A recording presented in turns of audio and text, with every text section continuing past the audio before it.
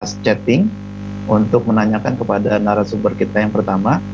Dipersilakan Bapak Ibu para peserta untuk memberikan pertanyaannya.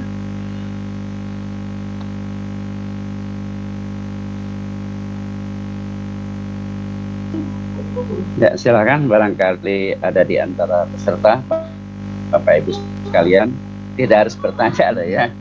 Mungkin menambahkan atau berbagi pengalaman lah, sharing dalam agama Islam adalah musyarakah ta'awudiyah. Bagaimana kita share bersama-sama untuk berbagi ilmu, pengalaman dan pandangan gagasan yang baik dalam rangka untuk meningkatkan kredibilitas kita, loyalitas kita, kompetensi kita. Karena mau tidak mau sekarang ini kita dihadapkan kepada perubahan yang selalu berubah.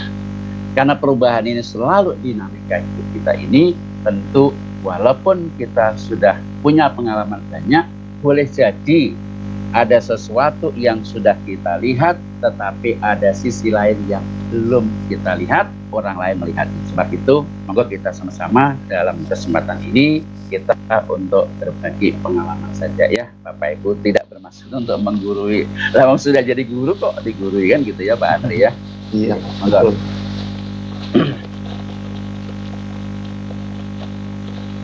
Silakan Bapak Ibu yang ingin memberikan pertanyaan atau sharing informasi yang terkait dengan profesi dosen.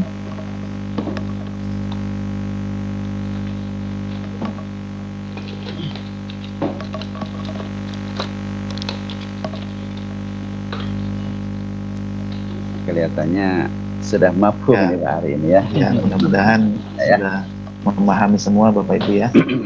Baik, terima kasih pada narasumber yang pertama yang telah memberikan materinya. Dan selanjutnya materi webinar nasional pengabdian masyarakat dengan narasumber yang kedua. Kita akan sama-sama menyimak dengan judul pengelolaan layanan teknologi informasi enterprise menggunakan framework IT infrastruktur library yang akan disampaikan oleh Bapak Nanang Sadikin STMTI. Namun sebelumnya izinkan saya menyampaikan profil data yang kedua.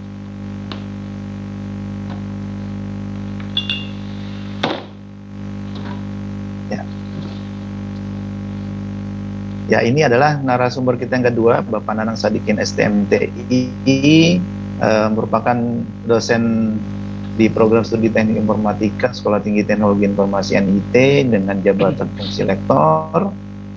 Mata kuliah yang diampu adalah sistem operasi, jaringan komputer, keamanan jaringan komputer, sistem basis data, arsitektur komputer.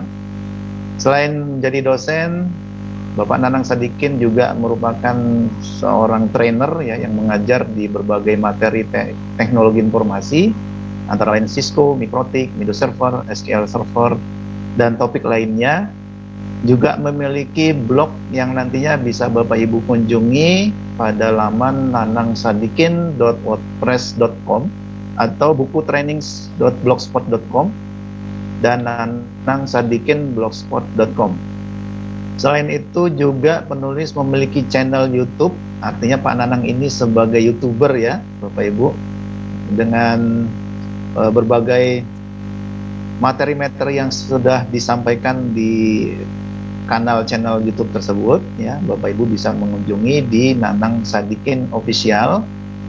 Dan juga Bapak Nanang Sadikin sebagai seorang penulis buku ber-ISBN, banyak judul buku yang ditulis oleh beliau, diantaranya Windows 10 Virtualization, Mastering VPN Client Access di Windows Server 2008, dan judul-judul yang lain ya. Yang terakhir adalah teknologi virtualisasi menggunakan virtual PC. Baik, saya persilakan kepada Bapak Nanang Sadikin untuk memberikan materi yang kedua. Waktu dan tempat dipersilakan. Terima kasih Pak Arik. Assalamualaikum warahmatullahi wabarakatuh. Waalaikumsalam warahmatullahi wabarakatuh. Alhamdulillah, segala puji bagi Allah Wassalatu wassalam Rasulullah Sallallahu Alaihi Wasallam. Semoga selawat ya, pada beliau dan juga sahabat-sahabat beliau serta kita para pengikutnya sampai akhir zaman. Nah, terima kasih sebelumnya untuk Bapak Ari Santoso, kemudian Bapak Joko, dan juga Bapak Dr. Haji Muhammad Anwar atas kesempatan yang sudah diberikan bagi saya. Nah, di sini saya akan menyampaikan materi webinar tentang pengelolaan layanan teknologi informasi di enterprise yang menggunakan framework atau kerangka kerja IT Infrastructure Library. Nah, di sini target yang ingin dicapai itu adalah peserta mampu ya, menjelaskan tentang framework IT Infrastructure Library, dan yang kedua itu peserta memahami konsep-konsep framework IT Infrastructure Library.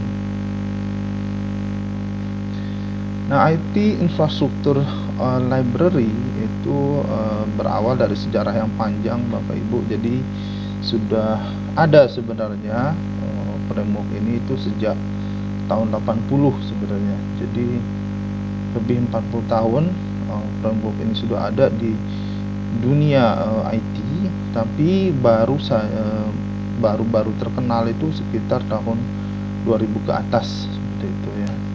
Nah, di sini yang dimaksud dengan library di sini ini bukan buku ya sebetulnya, jadi bukan perpustakaan maksud saya.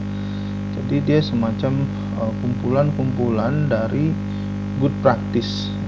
Jadi good practice itu artinya adalah panduan yang bagus untuk diterapkan untuk IT service management.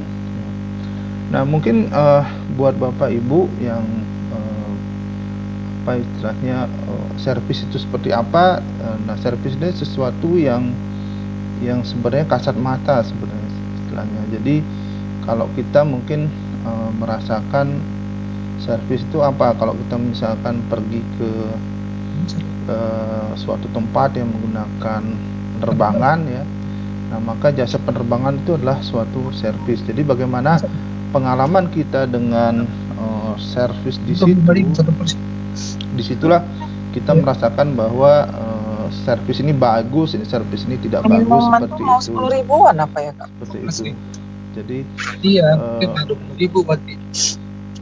Apa kita bisa misalkan kalau menumpang pesawat Garuda misalkan, kita di situ merasakan coba ya kalkulator taruh makan 20.000 tersebut apa 20.000 bagus dibandingkan dengan layanan penerbangan yang tidak berbayar seperti itu ya. Jadi di bidang IT ada yang namanya IT service. Nah, IT service itu contohnya misalkan kita punya email misalkan. Jadi misalkan setiap pegawai di suatu institusi itu diberikan email, misalkan Bapak Ibu punya email kampus seperti itu. Nah, itu adalah suatu IT service sebenarnya. Kemudian Bapak Ibu bisa masuk ke portal untuk pendidikan tinggi misalkan seperti itu. Jadi ada portal di perguruan tinggi di mana di situ sebagai dosen bisa memberikan materi kepada mahasiswa atau input nilai dan sebagainya. Nah, itu merupakan suatu IT service seperti itu. Demikian juga di perusahaan, misalkan kita bisa melakukan input untuk pembelian atau order, melakukan purchase order, melakukan pencatatan akuntansi dan sebagainya. Itu merupakan suatu service ya, dan service itu dijalankan oleh IT seperti itu. Nah, ITIL atau IT Infrastructure Library itu merupakan suatu panduan. Jadi panduan bagaimana untuk mendeliver atau memberikan suatu IT service yang bagus kepada end user seperti itu ya. Dan karena di sini sifatnya itu adalah panduan ya, Jadi panduan itu bukan sesuatu yang harus comply. Kalau harus comply itu misalkan disebut dengan standar. Jadi kalau misalkan di perusahaan atau di organisasi Bapak Ibu itu sudah ISO 9001 misalkan, berarti dia ada compliant di situ. Nah, ITIL itu bukan seperti itu. ITIL itu adalah sifatnya itu adopt and adapt. Jadi kita ambil dan kita terapkan sesuai dengan kebutuhan, sehingga dia disebut dengan good practice ya, seperti itu.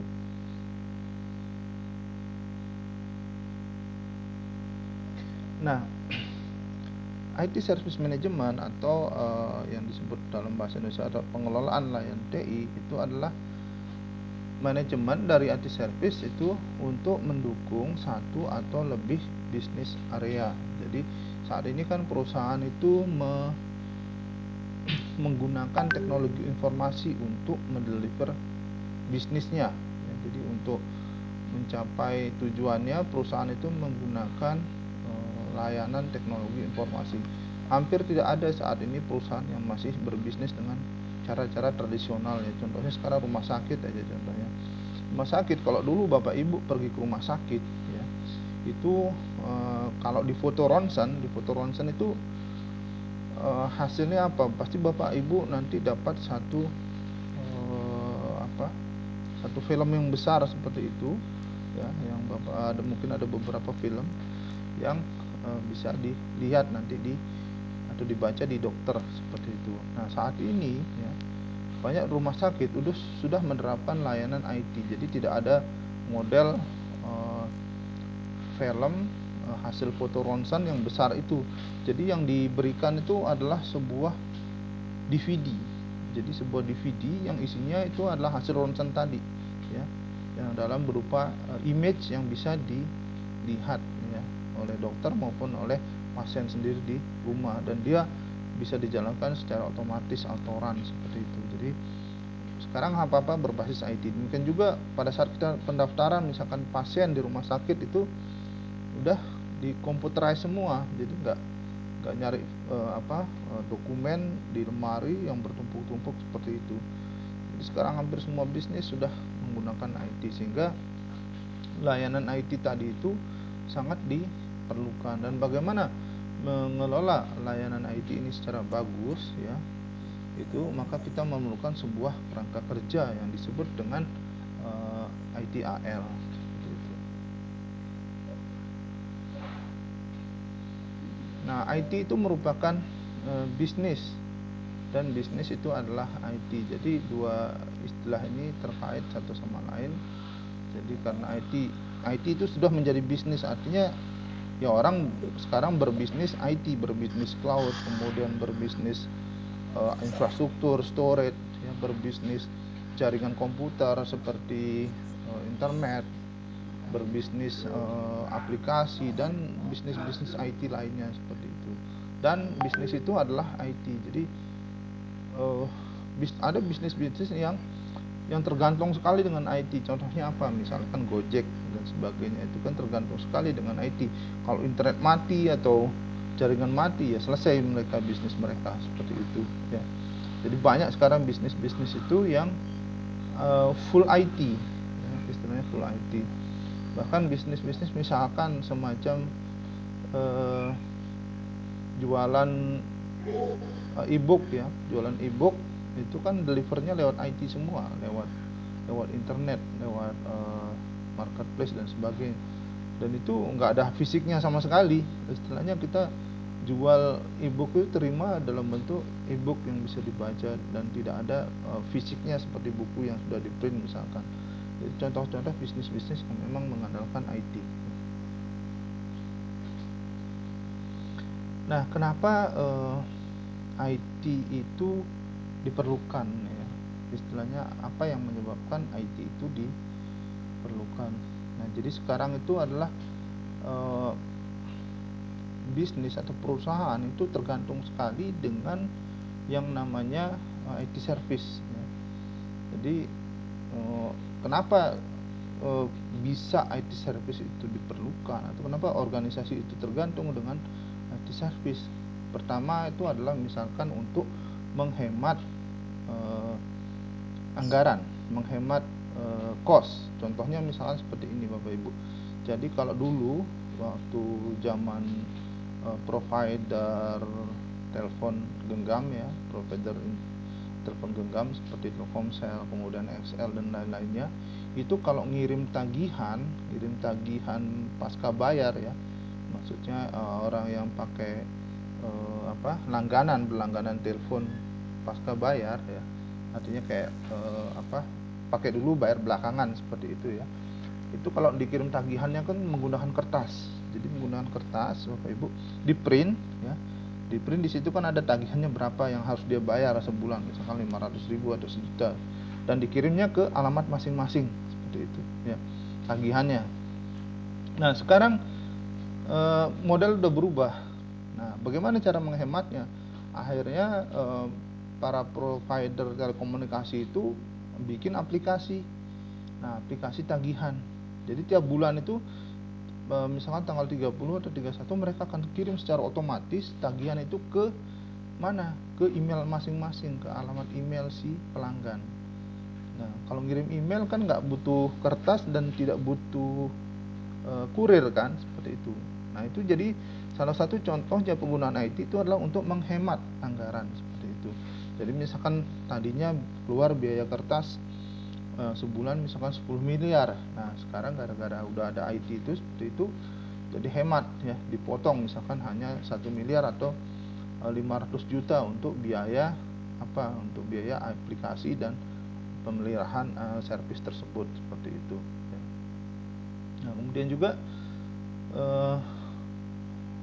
kebutuhan dari user ya yang lebih, mereka pengennya lebih seperti itu. Jadi saya pengen bisa gini, bisa begini, bisa gini, bisa nggak? Nah, akhirnya mau nggak mau kan IT harus menyediakan layanan seperti itu sehingga user itu bisa diakomodasi kebutuhannya. Jadi mereka nggak mau repot, misalkan ini saya mau mengirim slip gaji ke pegawai per bulan, orang HRD ngomong seperti itu, saya mau ngirim slip gaji per bulan ya ke email orang masing-masing, bisa nggak? Ya akhirnya muncullah aplikasi untuk payroll, untuk kirim slip gaji masing-masing ke email masing-masing seperti itu ya. Artinya user semakin meminta lebih dari IT seperti itu ya. Kemudian infrastruktur IT ini juga semakin kompleks ya seperti itu. Kemudian mau nggak mau juga muncul kebutuhan ini karena ada kompetitornya. Jadi tetangga sebelah sudah pakai SAP misalkan seperti itu, kita kok enggak gitu. Nah, dia kan ada kompetisi seperti itu. Bagaimana sama perusahaan di satu bidang itu, bagaimana mereka bersaing ya untuk mendapatkan pelanggan seperti itu. Artinya kan mau nggak mau harus memanfaatkan IT. Nah, sekarang nggak ada perusahaan penerbangan yang bikin tiket itu pakai kertas rangkap 4 misalkan, yang pakai karbon seperti itu. Udah tinggalan zaman ya, semua sekarang udah pakai IT, pakai aplikasi segala macam untuk pembelian tiket, kemudian untuk check in ya, kemudian sebagainya, itu semua memanfaatkan IT. Demikian juga di bandara dan sebagainya. Dan juga ini ada masalah dari pemerintah atau regulator, dan mereka punya aturan sendiri. Jadi gini, misalkan contoh ya, perusahaan-perusahaan yang berkaitan dengan industri keuangan, bank misalkan, bank, kemudian data center, bank, asuransi, kemudian leasing dan sebagainya. Itu ada aturan dari pemerintah bahwa mereka harus punya data center di lokal. Jadi kalau misalkan bank-bank asing yang beroperasi di Indonesia ya seperti misalkan Bank Korea atau Bank India, Bank Cina, bank yang lain-lain, mereka kalau mau bikin bank di Indonesia itu data centernya harus di Indonesia. Nggak bisa mereka bikin cabang di Indonesia, misalkan Bank India, tapi data centernya ada di New Delhi sana, nggak boleh. Atau Bank Amerika, dia bikin cabang di sini, Bank of America, terus data centernya ada di New York sana, nggak boleh. Mereka harus punya data center di lokal ya. Makanya seperti itu akhirnya muncullah kebutuhan IT gara-gara aturan tadi yang harus ikuti seperti itu. Jadi banyak penyebab yang munculnya IT service yang dikehendaki oleh user ya. Seperti itu.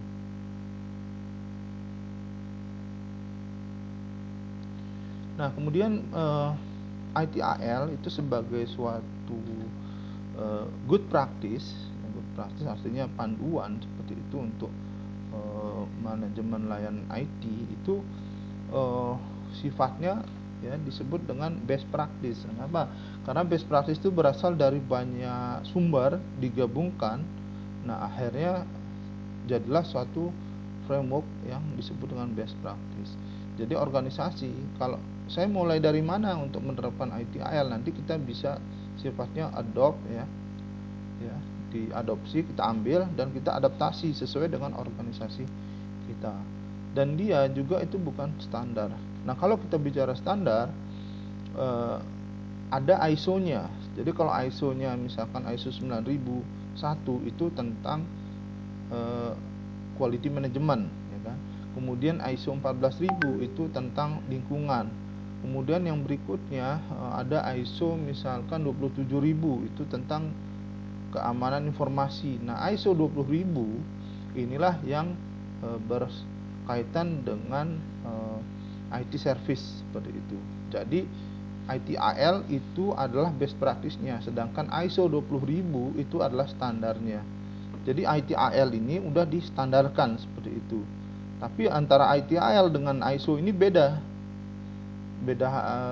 istilahnya udah beda kapal istilahnya. Jadi nggak bisa disamain. Kalau kita mau pakai ITIL, oke, kita berarti ambil framework dari ITIL. Tapi kalau kita mau distandarkan bahwa kita certified dan sebagainya, nah itu ambilnya yang ISO seperti itu. Dan organisasi apapun, mulai dari ukuran kecil sampai besar, ini bisa mengadopsi dari prinsip-prinsip ITIL seperti ini. Termasuk juga untuk organisasi perguruan tinggi, karena sekarang perguruan tinggi itu sudah full IT. Artinya apa? Sekarang contohnya saat ini pembelajaran kita sudah e-learning ya, menggunakan online. Kemudian juga untuk tatap muka sudah menggunakan video conference ya masing-masing, baik yang disediakan oleh perguruan tinggi maupun dari pihak ketiga dan sebagainya seperti itu. Jadi artinya belajar di mana aja itu bisa sekarang, tidak terpengaruh berada di tempat di mana dan sebagainya. Artinya orang bisa belajar di manapun, dan itu butuh semua layanan IT seperti itu. Jadi artinya kalau perguruan tinggi mau menerapkan ITIL ini sangat-sangat bisa seperti itu. Nah, ITIL itu adalah suatu best practice atau suatu good practice yang platform independen. Artinya tidak tergantung kepada merek satu vendor ya, misalkan kalau kita bicara vendor ya ada nama-nama seperti IBM, Microsoft, Dell, Google, Oracle, apa segala macam seperti itu ya. Nah, ITIL itu tidak tergantung pada itu. ITIL itu istilahnya independen, bebas dia, kita mau pakai apapun terserah kita ya, seperti itu. Dan ITIL ini seperti yang sudah saya jelaskan di depan bahwa sudah lama sebenarnya, tahun 80 ya, udah lebih 40 tahun ya. Dan itu dimulai dari Eropa Utara ya. Jadi awal standar ini keluar, standar best practice ini keluar itu diawali oleh pemerintah Britania, United Kingdom ya. Jadi Inggris Raya itu lebih tepatnya itu Kementerian Perdagangan mereka itu bikin suatu standar untuk layanan IT ya, IT Service Management, dan keluarlah ITIL tersebut seperti itu. Dan sampai saat ini itu sudah banyak yang menerapkan ITIL ini. Jadi tidak hanya di Eropa, bahkan juga sampai di Asia, Amerika, Timur Tengah ya, dan Amerika Latin, dan hampir seluruh dunia itu sudah mengadopsi ITIL. Artinya framework ini sudah tersebar luas di seluruh dunia. Jadi banyak yang sudah menggunakan. Dan saat ini itu versi yang terakhir adalah versi 4. Jadi kalau teman-teman mau belajar itu ambil ITIL yang versi 4 yang keluar tahun 2019 ya, 2019. Dan selain juga institusi, itu udah banyak sekali buku-buku yang diterbitkan itu tentang ITIL ya, jadi teman-teman bisa cari sebenarnya di marketplace dimanapun yang menjual buku-buku tentang ITIL. Saya sendiri insya Allah sedang menulis juga buku tentang ITIL ini ya. Dan juga nanti ada beberapa saya akan pecah karena terlalu banyak ininya, dia punya bagian-bagiannya ya, nanti kita lihat seperti itu. Dan juga ada forumnya di seluruh dunia, biasanya di Eropa Utara ada untuk seminar dan forum-forum tentang ITIL seperti ini. Nah, sekarang kita lihat kita tuh ada di mana gitu. Nah, yang paling tinggi itu adalah standar. Jadi kalau standar itu istilahnya bicara comply atau nggak comply. Contohnya misalnya gini, kalau di bank itu mereka harus ngikutin standar PCI DSS. Kalau mereka nggak apply PCI DSS, mereka kena denda, ya seperti itu. Jadi mereka akan kena denda dari otoritas, misalkan OJK atau BI ya. Kalau nggak comply dengan standar PCI DSS, mereka kena denda. Itu kalau standar. Ya. Demikian juga ISO 27001 standar bidang security. Kalau mereka nggak comply sama 27001, mereka kena denda. Jadi ada hukumannya istilahnya seperti itu. Ya. Artinya mereka malah nanti izinnya dicabut atau dilarang berbisnis kalau nggak comply sama namanya standar seperti itu. Nah, tapi kalau ITIL ya itu adanya di best practice. Nah, kalau best practice istilahnya kalau mengutip bahasa agama itu istilahnya dipakai nggak apa-apa, nggak dipakai juga nggak berdosa, seperti itu. Seperti itu best practice. Nah, kita punya ITIL untuk layanan IT service seperti ini ya. Tapi kalau standarnya itu ada ISO 20.000 ya. Jadi kalau teman-teman mau disertifikasi dan sebagainya organisasinya, nah ambilnya itu ISO-nya 20.000 ya. Nah, kalau pakai ISO itu berarti harus ada kan biaya konsultan apa segala macam ya, sampai nanti keluar sebuah sertifikat yang menandakan bahwa organisasi kita itu comply dengan ISO 20.000. Tapi kalau mau ambil ITIL best practice-nya itu nggak ada apa-apa. Diambil bagus sekali, tidak dipakai ya tidak ada yang mendenda atau mengenakan hukuman seperti itu, tidak ada seperti itu. Nah, kemudian di bawahnya itu ada namanya applied framework. Nah, kalau applied framework ini ada vendor-vendor yang mengeluarkan framework yang mereka punya istilahnya ya kaidah sendiri lah istilahnya ya.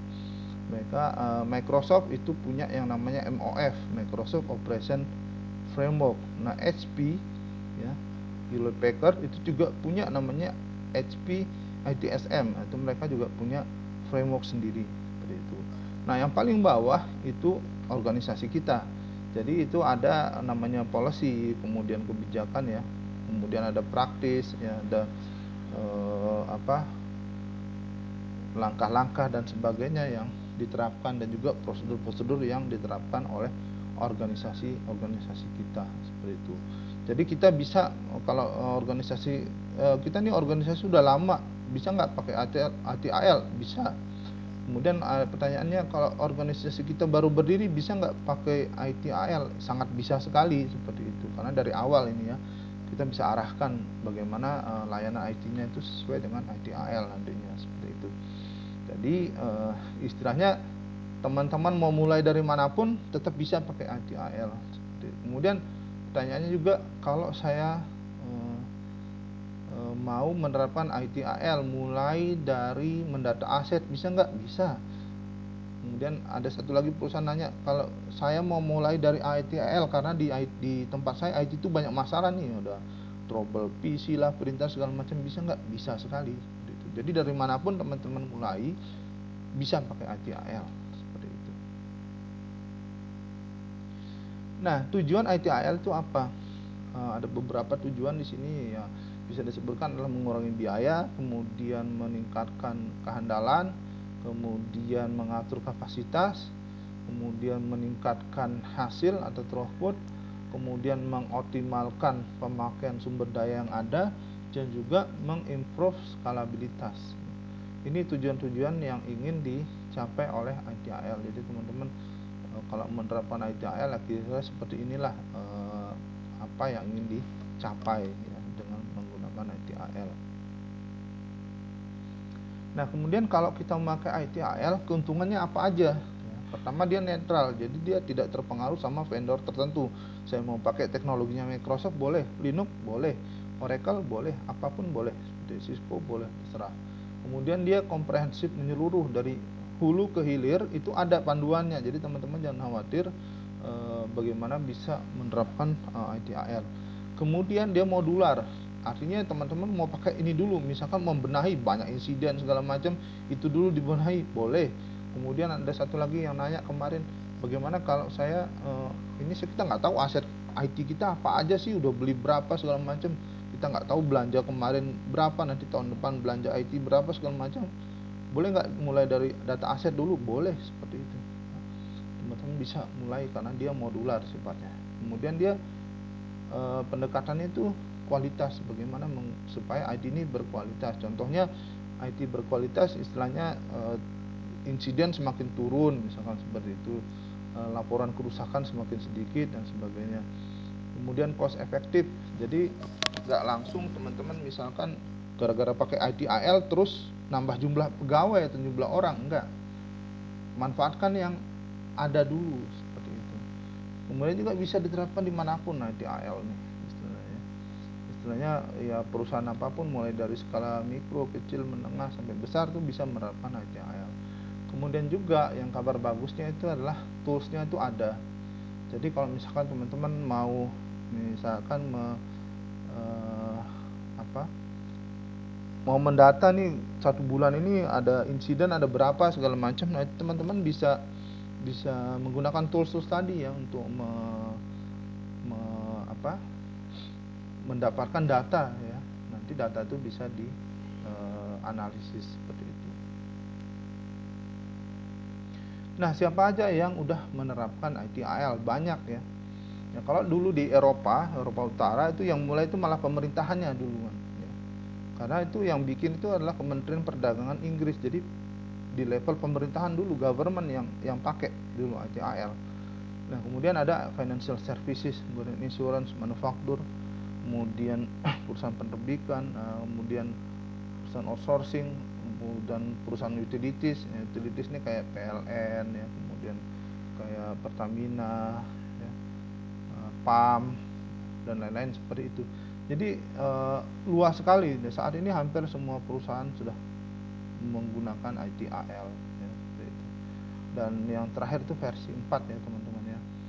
Kalau mau tapi kita paling enggak juga harus tahu versi sebelumnya itu seperti apa, karena dia versi 4 itu perbaikan dari versi 3 dan versi sebelumnya ya, seperti itu. Dan ini juga ada sertifikasi, jadi teman-teman kalau mau ngambil sertifikasi ITIL itu ada biayanya, itu ujiannya kalau nggak salah itu sekitar 5 juta rupiah untuk ITIL Foundation ya, ITIL Foundation Certificate.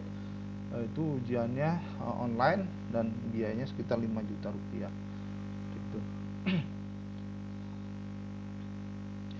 Nah, ITIL itu seperti yang sudah disebutkan, dia menggunakan prinsip adopt and adapt. Jadi bukan masalah yang mana duluan yang mau diimplementasikan ya, teman-teman bisa mulai dari manapun. Jadi tergantung dengan organisasi punya teman-teman. Jadi bisa mulai dari aset kah, atau mulai dari insiden atau segala macam seperti itu. Jadi segala sesuatunya itu adalah mana yang terbaik seperti itu ya. Dan yang cocok dengan organisasi kita ya, itu aja. Jadi kalau teman-teman di sini banyakkan dosen atau segala macam ya, kita bisa mulai dengan ITIL ini untuk perguruan tinggi seperti itu ya. Nah, ITIL framework itu terdiri dari istilahnya 4 dimension dari IT service management dan juga SVS atau service value system ya. Nah, dimensi yang dimaksud di sini itu adalah organization and people ya. Ya, kemudian dimensi kedua itu IT, Information and Technology. Dimensi ketiga itu adalah partner and supplier, dan dimensi keempat itu adalah value stream and process. Ya. Nah, di dalam layanan itu adalah value, ya, sebenarnya value. Nah, value itu istilahnya sesuatu yang bisa dirasakan seperti itu. Ya. Jadi misalkan kalau dulu butuh proses misalkan 24 jam untuk pengiriman, nah sekarang butuh 5 detik. Itu kan berarti udah ada value di sana. Artinya kecepatannya semakin meningkat seperti itu, ya. Artinya ada value di situ. Dan dimensi ini itu juga dipengaruhi oleh berbagai macam faktor yang berada di luar sana, ya. Misalkan faktor politik yang disebut dengan PESDE, ya, politik, environmental, ya, kemudian sosial, teknologi, kemudian legal, sama ekonomi. Jadi itu faktor-faktor yang mempengaruhi di 4 dimensi dari service management seperti itu. Ya, contohnya misalkan inilah faktor politik, misalkan ada legal, ya, misalkan contohnya legal itu kan kalau kita mau menerapkan data center, perusahaan-perusahaan yang bergerak di bidang keuangan atau finance, mereka harus punya data center di lokal. Artinya mereka harus bangun data center di Indonesia, tidak boleh data centernya di New York misalnya, seperti itu. Nah, itu kan udah kena ke mereka karena ada faktor legal atau faktor hukum di situ. Jadi kalau kita mau menerapkan IT itu, kenapa? Ada alasannya, salah satunya karena faktor legal tadi. Nah, ada yang disebut dengan guidance. Guidance itu adalah prinsip-prinsip yang memandu bagaimana IT/IL ini diterapkan, ya. Yang pertama itu adalah prinsip pertama itu adalah focus on value. Jadi apa layanan IT yang bisa atau memiliki value seperti itu. Kalau dia tidak memiliki value, ngapain kita terapkan seperti itu, ya. Kemudian yang kedua itu adalah start where you are. Jadi mulai dari manapun posisi saat ini sebenarnya sedang berada, ya. Maaf sebentar ada gangguan.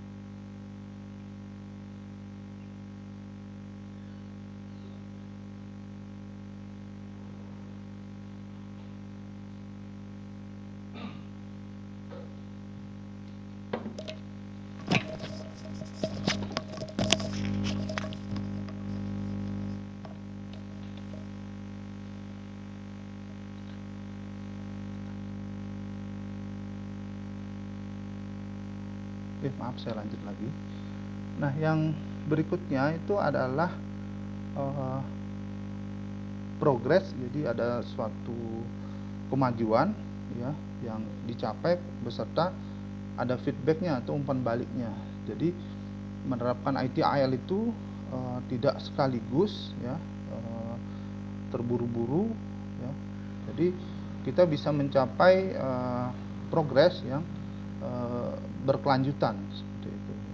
Kemudian prinsip keempat itu adalah berkolaborasi, ya, dan juga ada transparansi seperti itu. Kemudian yang kelima itu bekerja dan berpikir itu secara holistik, jadi menyeluruh seperti itu, ya.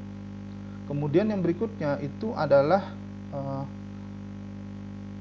pastikan itu simpel dan juga bisa diterapkan. Dan prinsip yang ketujuh atau terakhir dari IT/IL itu adalah mengoptimisasi dan mengotomatisasi seperti itu.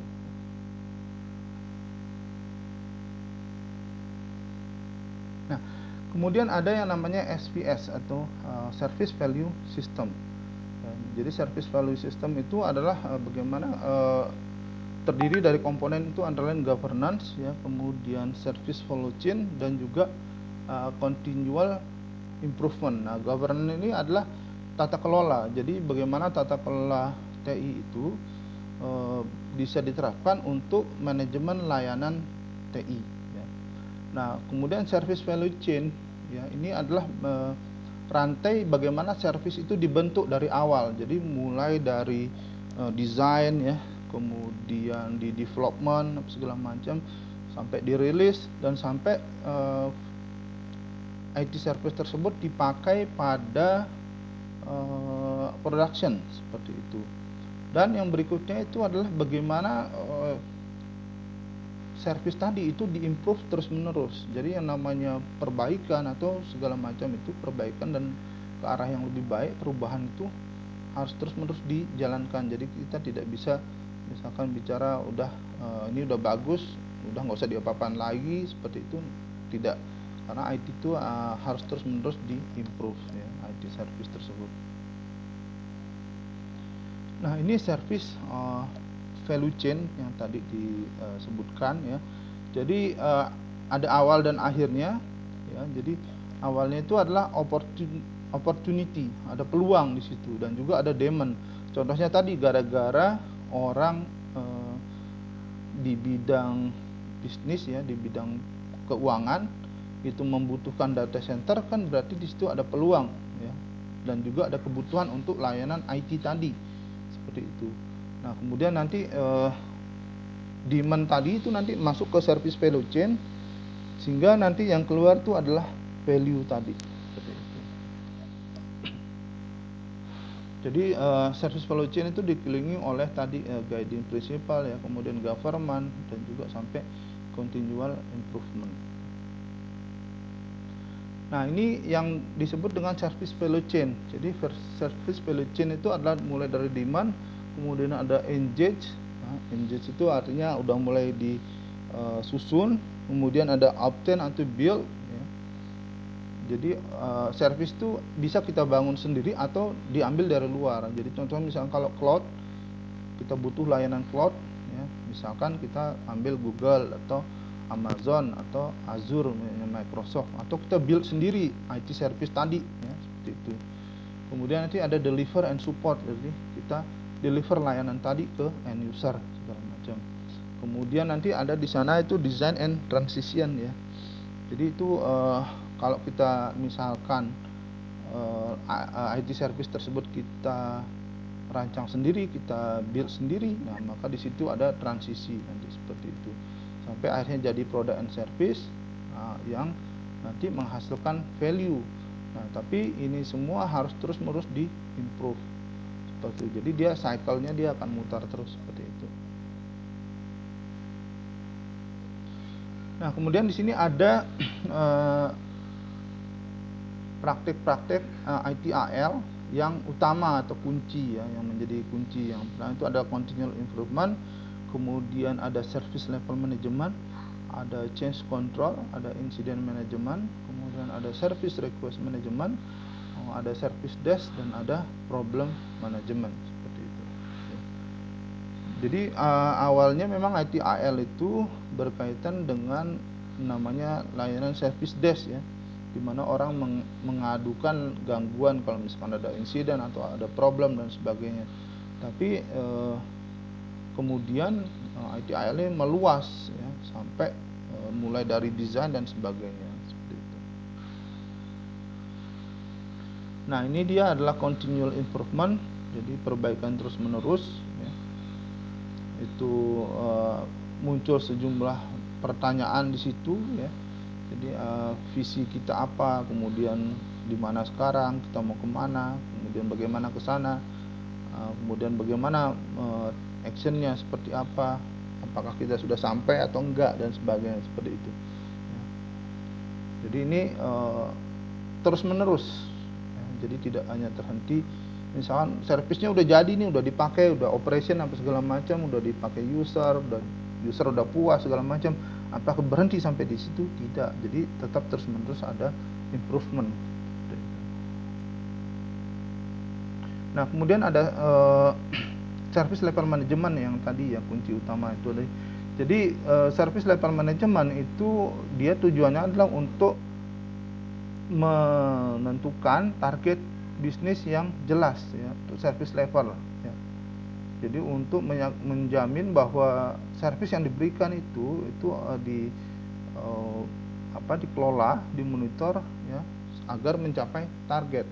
Jadi kalau kita bicara SLM itu nanti ada namanya SLA, Service Level Agreement. Nah, Service Level Agreement-nya itu berapa persen gitu. Jadi contohnya misalnya begini, ada istilah 95. 95 itu 99,999%. Jadi angka 9 ini ada 5. Jadi 99,999%.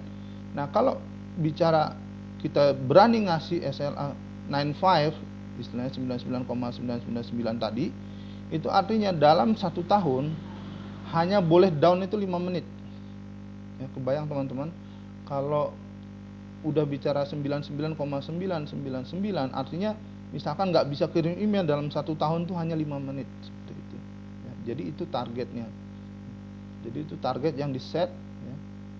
Saya sanggup berapa ke user janjinya ya, seperti itu. Jadi kalau ngasih janji ya nggak boleh bohong ya, nanti dalam bahasa agama berkhianat istilahnya seperti itu ya. Jadi istilahnya service level management ini ngatur ya berapa kita sanggup ngasih janji ke user bakal hidup service itu ya. Jadi kalau udah bicara 99,999 dalam 1 tahun hanya boleh down 5 menit seperti itu.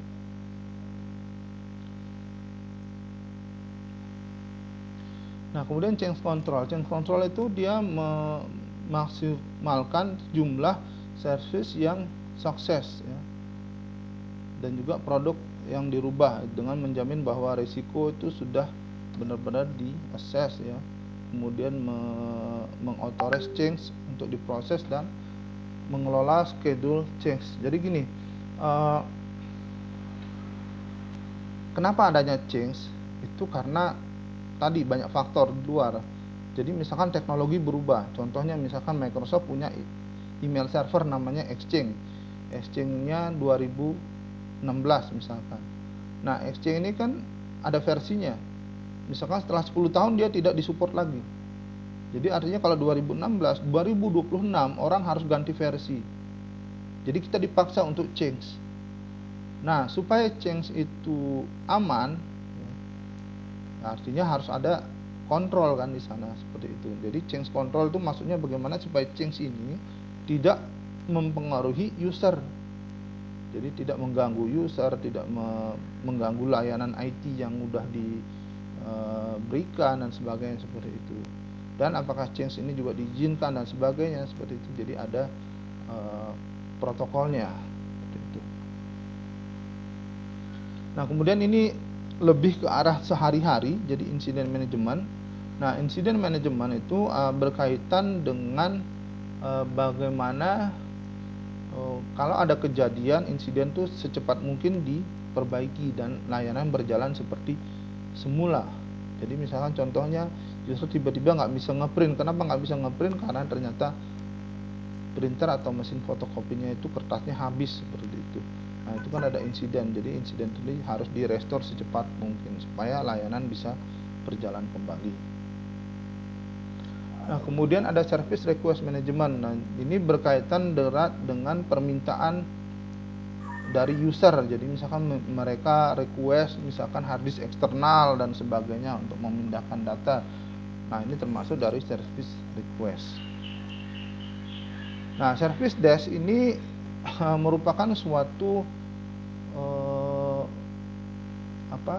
istilahnya bagian yang disebut dengan fungsi. Jadi ada di IT/IL itu ada 2 jenis, ada proses, ada function. Nah, incident management, kemudian problem management dan yang lain-lain itu termasuk proses. Tapi kalau service desk itu termasuk dengan function. Nah, service desk itu adalah meja untuk user meminta bantuan.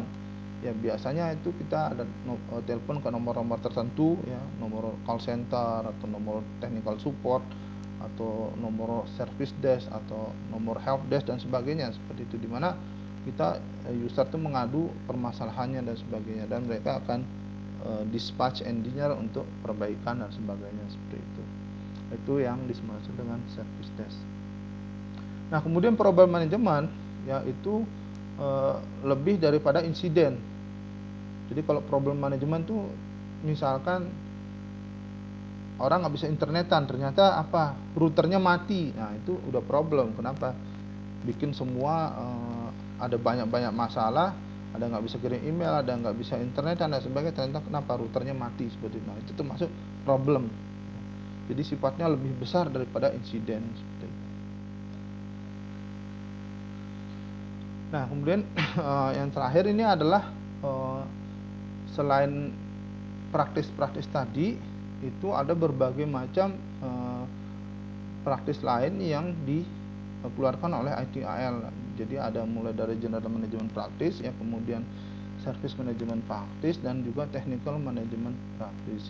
Jadi ini totalnya sekitar 37 praktis, ya, yang bisa diadopsi oleh organisasi kita seperti itu. Jadi banyak yang bertanya mulai dari mana. Nah, nanti kita lihat Bapak lebih kebutuhannya kemana seperti itu, ya. Tapi dari manapun kita mulai, ini ITIL masih bisa untuk diterapkan seperti itu. Oke, mungkin demikian materi dari saya kali ini yang berkaitan dengan IT infrastruktur library, ya. Mungkin saya kembalikan ke Pak Ari Santoso sebagai moderator. Terima kasih. Assalamualaikum warahmatullahi wabarakatuh. Waalaikumsalam warahmatullahi wabarakatuh. Baik, terima kasih pada narasumber kita yang kedua, Bapak Nanang Sadikin, STMTI. Sebelum menuju ke acara yang ketiga atau materi yang ketiga, barangkali Bapak Ibu peserta webinar ada yang mau ditanyakan atau didiskusikan yang terkait dengan bagaimana mengelola teknologi informasi dari segi infrastruktur, pengembangan dan operasi yang berkaitan dengan ITIL ini bisa disampaikan kepada narasumber kita. Dipersilakan Bapak Ibu peserta webinar. Assalamualaikum warahmatullahi wabarakatuh, Pak Ari. Waalaikumsalam warahmatullahi wabarakatuh. Mohon disebutkan nama dan dari kampusnya, Pak. Ya, saya Pak Dodi Mulyadi Saputra ST. Kami dari perusahaan Metro Inc. di daerah Kemanggisan. Baik. Yang jadi saya tanyakan, ini sangat bagus juga nih ITIL. Ini juga bagus juga nih untuk diterapkan. Apakah metode ini bisa diterapkan di sekolah-sekolah dasar atau menengah atau perguruan tinggi atau di perusahaan kami ini? Terus yang kedua, bagaimana cara maintenance-nya gitu. Terus yang ketiga, untuk mempersiapkan ITIL ini butuh waktu berapa lama untuk memulainya gitu.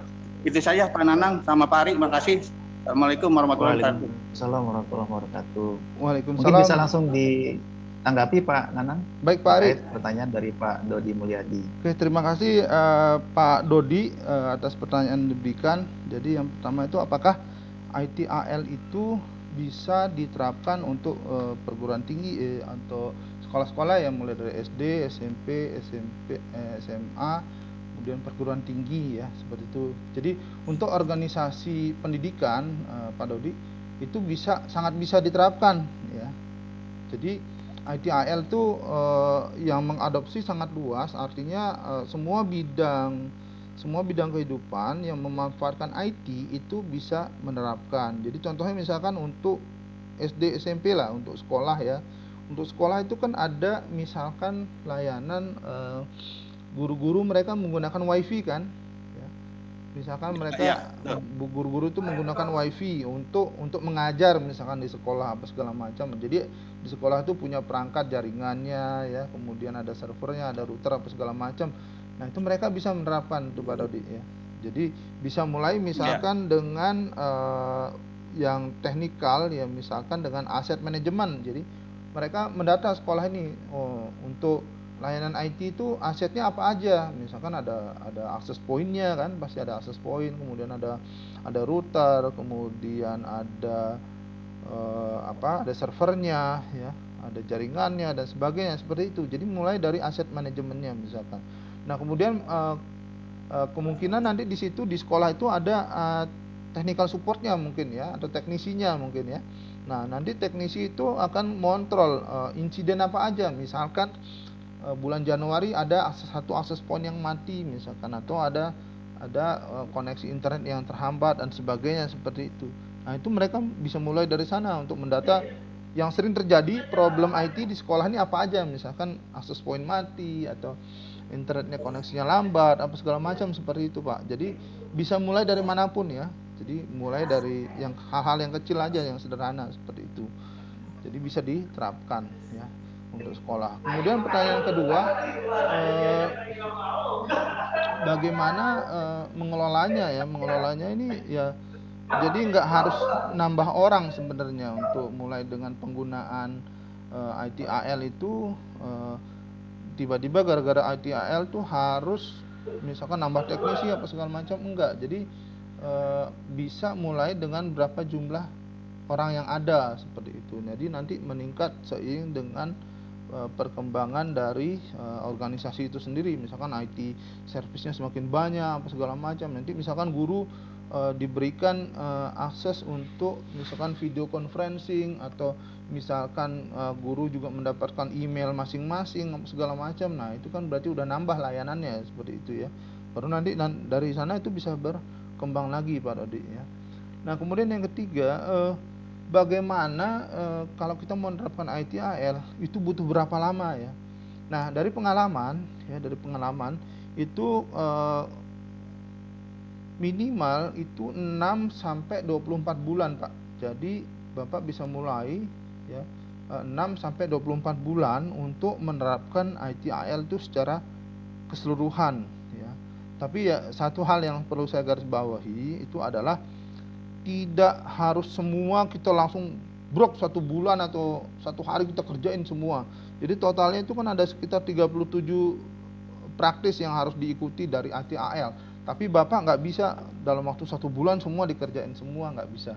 Tapi kalau kita bertahap ya, insya Allah di 6 bulan sampai 24 bulan itu kita bisa mendapatkan atau mengikuti semua panduan yang diberikan oleh ITAL itu, sehingga IT kita tuh jadi semakin bagus, seperti itu. Jadi mulai dari mana dulu yang Bapak perlukan paling penting saat ini, mulai dari yang kecil-kecil ya, baru nanti merambah lagi ke hal-hal yang lebih jauh lagi. Seperti itu kira-kira Pak Dodi. Ya, terima kasih Pak Nanang atas sarannya atau informasinya. Mudah-mudahan nanti akan saya step by step akan saya saya akan terapkan. Boleh Jadi Pak. Tidak selalu brok semua begitu. Jadi iya, step by step gitu ya Pak. Iya, step by step aja. Terima kasih Pak Nanang dan Pak Ari. Ya, Assalamualaikum warahmatullahi wabarakatuh. Waalaikumsalam warahmatullahi wabarakatuh. Terima kasih Pak Nanang dan Pak Dodi atas pertanyaan dan jawabannya. Kemudian ada satu pertanyaan dari chatting, iya. Ibu Lili Rosdiana, Pak Nanang dari STMIK Palangkaraya. Baik. Di dalam penggunaan ITL ini, narasumber tadi memberikan informasi beberapa ide ya Pak ya, untuk dikembangkan, khususnya untuk tugas akhir atau skripsi mahasiswa. Apakah kira-kira ide yang bisa dikembangkan dari penggunaan ITL ini apa saja Pak Nanang? Baik Pak, banyak sebenarnya yang bisa dimulai. Kita mau mengadopsi ITAL. Jadi kan mahasiswa mungkin ada yang sedang tugas akhir atau skripsi dan sebagainya, seperti itu. Dan mungkin juga di beberapa kampus itu kan ada kerja praktek atau tugas lapangan ya, mungkin selama 6 bulan atau 1 tahun, seperti itu. Nah itu mereka bisa mulai untuk mengeksplor lebih jauh tentang ITAL ini, karena ada banyak area di ITAL ini. Contohnya ya misalkan untuk untuk service management practice itu antara lain misalkan insiden manajemen ya, kemudian ada IT asset management ya, kemudian ada problem management ya. Itu biasanya berkaitan dengan infrastruktur atau aplikasi-aplikasi yang sudah jalan di perusahaan ya, atau di kampus misalkan. Nah, kemudian ada juga yang berkaitan dengan misalkan monitoring. Nah, itu juga bisa. Kemudian misalkan kalau di mata kuliah itu kan ada namanya software engineering ya, atau rekayasa perangkat lunak ya Bu ya. Nah, itu bisa dikaitkan dengan ITAL, itu tentang release management namanya. Jadi release management itu bagaimana mengelola rilis dari IT service. Contohnya misalkan gini, ada aplikasi untuk misalkan di perusahaan itu aplikasi untuk pengelolaan pegawai ya, aplikasi sumber daya manusia misalkan yang mengatur masalah misalkan cuti, kemudian dan hal-hal lain yang berkaitan dengan pegawai seperti itu. Nah, tahun ini keluar versi 1, nanti di tahun berikutnya atau 2-3 tahun lagi itu keluar versi 2 dan seterusnya seperti itu. Nah, itu kan kalau di software engineering kan udah berubah kodenya ya. Kalau aplikasi kan ada dirubah, berarti ada yang penambahan fitur atau ada fitur yang dihapus seperti itu. Nah, ini bisa berkaitan dengan rekayasa perangkat lunak untuk rilis manajemen di ITAL seperti itu. Jadi bagaimana kita menggabungkan nanti pola untuk rekayasa perangkat lunak dengan rilis manajemen di ITAL. Nah, itu juga bisa untuk mata kuliah seperti itu. Kemudian ada juga misalkan di mata kuliah sistem informasi misalkan itu ada bisnis analisis seperti itu. Nah, di ITAL itu juga ada bisnis analisis seperti itu. Jadi bagaimana kita bisa menggabungkan praktis-praktis yang ada di ITAL itu dengan mata kuliah yang ada di perguruan tinggi seperti itu Bu. Jadi misalnya kalau kita membuat software engineering itu kan butuh project management. Nah, itu ada manajemen proyek di situ di ITAL seperti itu. Kemudian apalagi misalkan ini service katalog misalkan. Jadi biasanya gini, kalau di perusahaan itu user itu akan diberikan daftar IT service yang bisa dia dapatkan seperti itu. Nah, itu ada katalognya seperti itu.